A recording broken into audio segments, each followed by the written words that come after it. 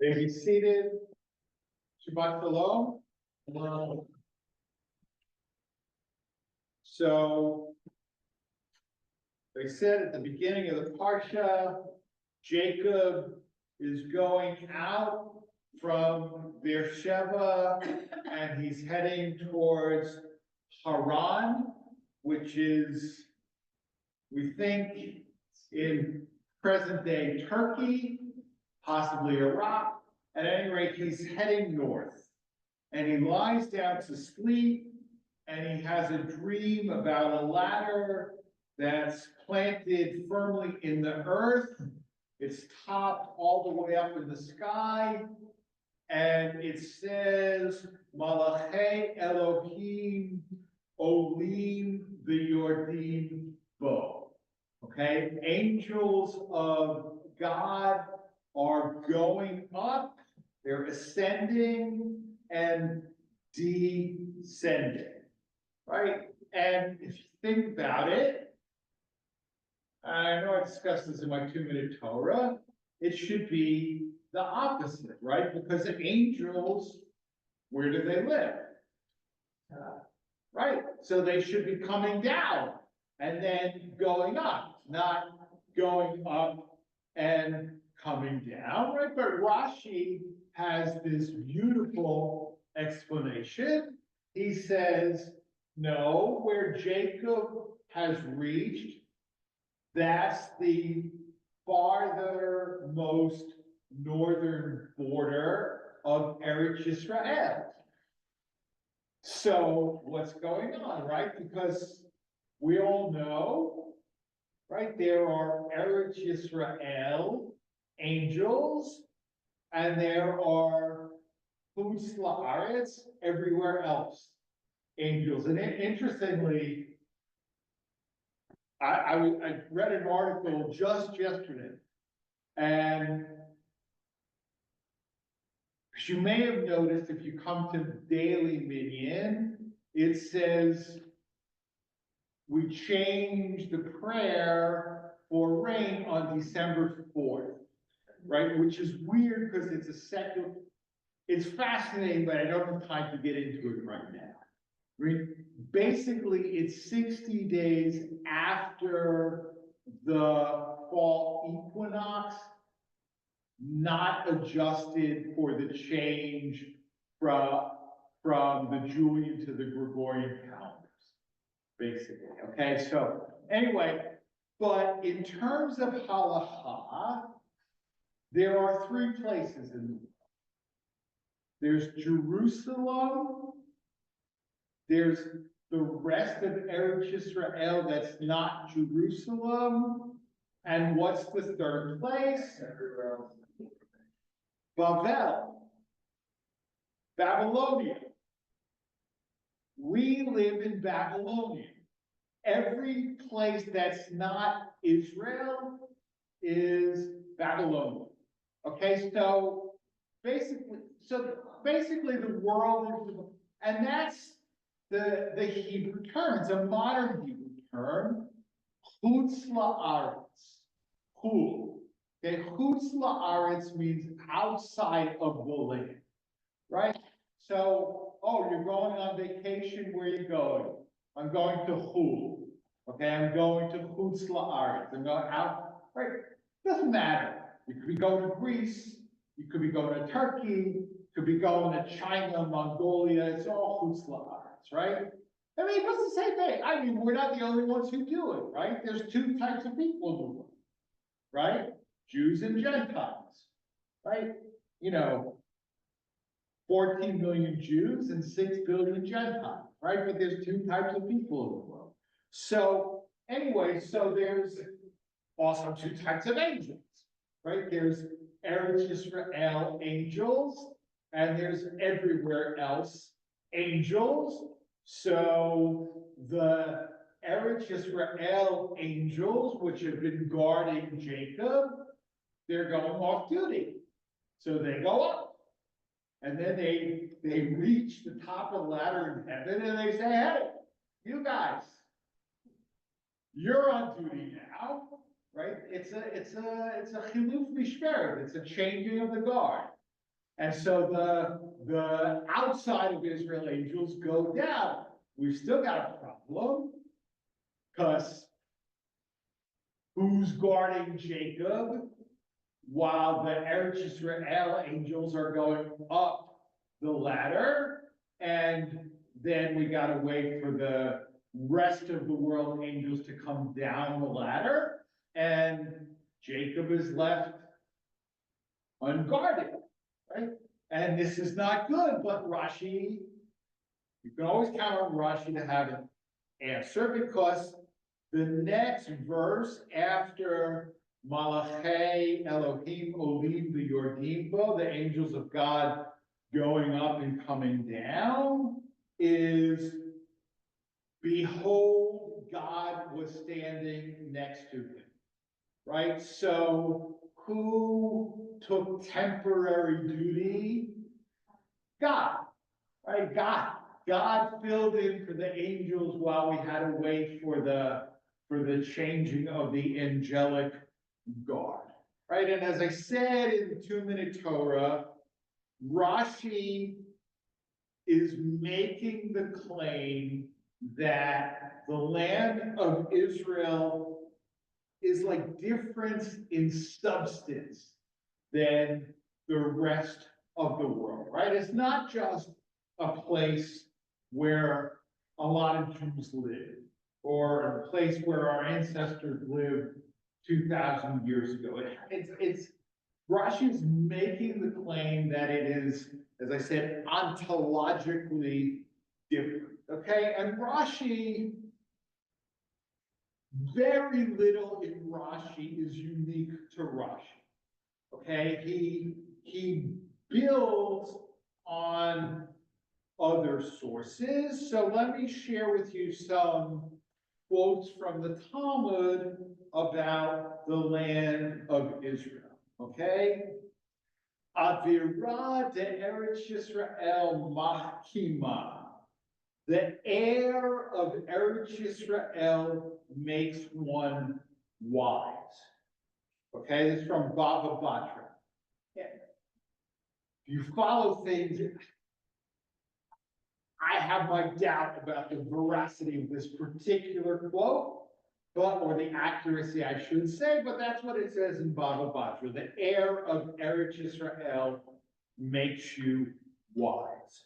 Okay, now, Ketubot 110b. Whoever lives outside of Eretz Yisrael is considered as one who has no God. Okay? I can explain where they get that, but again, the Drasha, it's not a, long 2-hour class. Okay, but another quote from the same daf: at all times, a Jew should live in the land of Israel, even in a city where most of the residents are idolaters, rather than outside the land, even in a city where most of the residents are Jews. Okay, so you got it right. Live in Israel. It's clearly something special about the very land of Israel. Because what? It's better to live among idol worshipers, but in Israel, than to live among Jews, but outside of Israel, right? I mean, so there's got to be something special for Rashi about the land, right? And so, final quote from Hagigah: there is no greater abrogation of the Torah than when the Jews were exiled from their place. When Jerusalem was conquered and the Jews were exiled, it's as if the Torah was canceled, right? As if the Torah was canceled. Now, there's a book that I'm reading. I'm not quite done with it, by a young journalist named Joshua Leifer, and the book is called Shattered Tablets. the end of an American Jewish century and the future of Jewish life.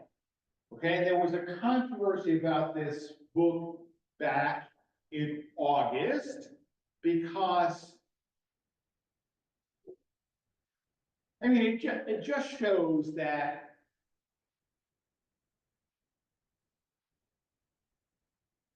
intolerance for certain ideas is widespread in American society. Okay, so Leifer, who defines himself as an anti-Zionist, okay, was doing a book talk at a Brooklyn bookstore, and the interviewer was somebody who I actually know, Rabbi Andy Bachman, who describes himself as a progressive Zionist, okay, as I would describe myself, by the way.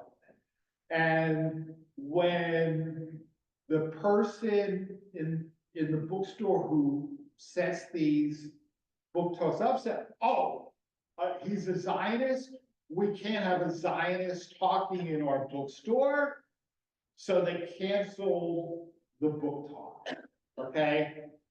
The best thing that ever happened to Joshua Leifer, right? Because nobody had ever heard of him before, and now, you know, it's a big to-do, and so he, instead of giving this talk in a Brooklyn bookstore in front of 50 people, he gives it at the 92nd Street Y in front of 1,000, and it's great, but that's the incident that certainly brought the book to my attention, I think, to many people. Okay, and what Leifer is trying to do is, and this description of the book comes from an article by Benjamin Cohen in the Forward.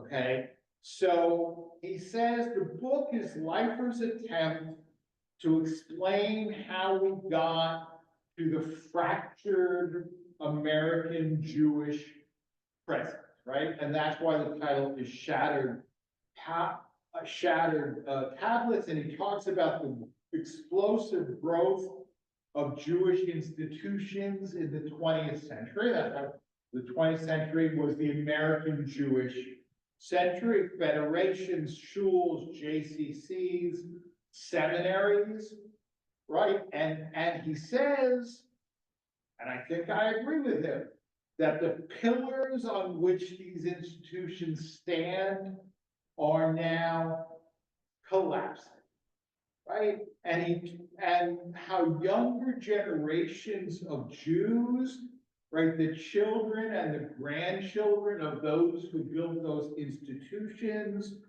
are feeling less welcome in those very places, right? And you know, I mean, it's true. I mean, maybe not on Shabbat, but you know, there are many times that we have an evening minyan, or I give a class, or there's a meeting, right? And at age 64 years and 10 months, I'm the youngest person there, right?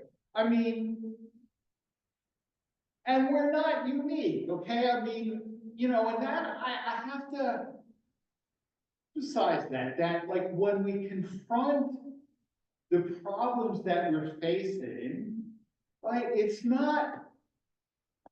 really not. It's not our fault, right? I mean, did we make? Sure, but demography is what it is, right?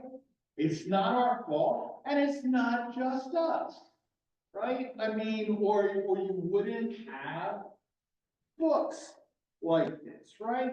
But younger Jews, not every younger Jew, but they're less comfortable. And subsequent to actually writing my notes for this sermon, read an article, a different article in the Forward yesterday about a salon on the Upper West Side, a Jewish woman named, an American Israeli woman named Esther Sperber, modern Orthodox, has been setting up discussion groups on the Upper West Side.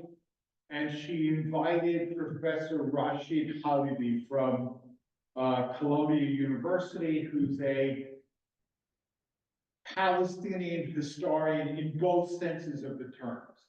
He's a Palestinian who's a historian, and he's a historian of Palestine, right? And made a little bit of a splash because Joe Biden was published within, what a photo of him was published in the last week, carrying one of Halibi's books, okay?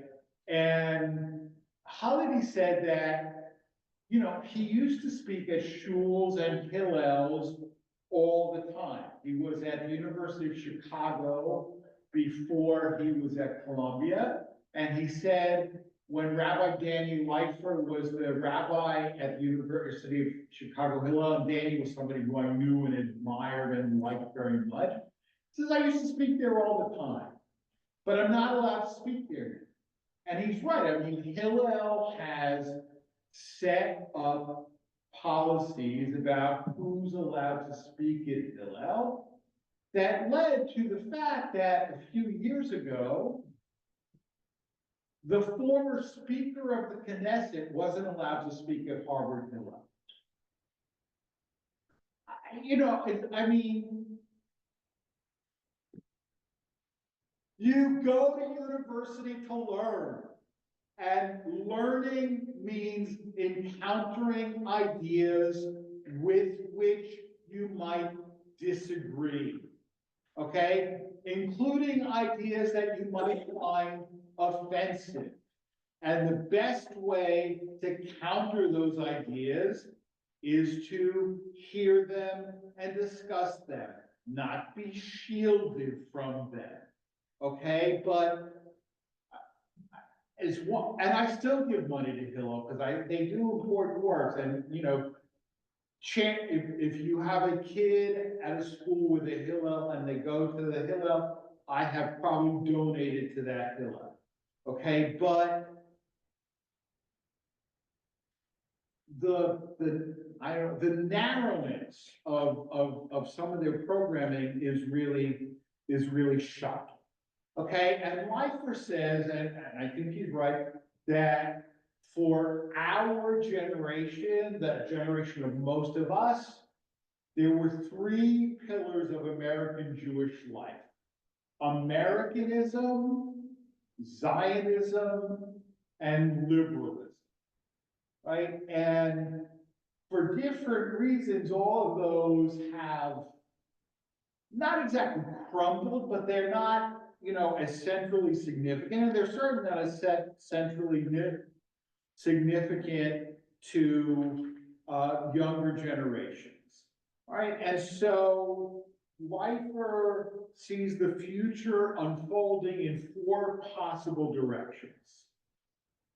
The dying establishment, okay, and this, I mean, this is worth reading. The huge institutional infrastructure that American Jews built was a huge achievement. And they're going to be around for a long time. The challenge is that there isn't as much buy-in as there was before, right? And it's, again, it's not just shuls. I mean, actually, the DC Federation seems to be doing pretty well, but it significantly reinvented itself in many ways, right? But seminaries, I mean, JTS, HUC, Ziegler School, they're all very much diminished. I mean, JTS, I think, ordained 6 rabbis last year, okay? And HUC, you know, they closed the Cincinnati campus. Just closed it because there aren't enough students, right? So the dying establishment. Then it says prophetic protest, and here it talks about groups like Jewish Voice for Peace, which politically he supports, so I very much disagree with him, But he's also very critical of them because he says basically they wrap themselves in Jewish garb so that their protests will be seen and make a point, right? And it's true. I mean, like you could have, because I've seen Jewish Voice for Peace scheduling a Havdalah ceremony before they have a protest. Okay, that's lovely. But when Shabbos is over at 8 and your Havdalah is at 5, it's not Havdalah, right? That's a problem, right? So, and anyway, gone on longer than I want to, but the point is that Leifer makes, and I think he's correct, is that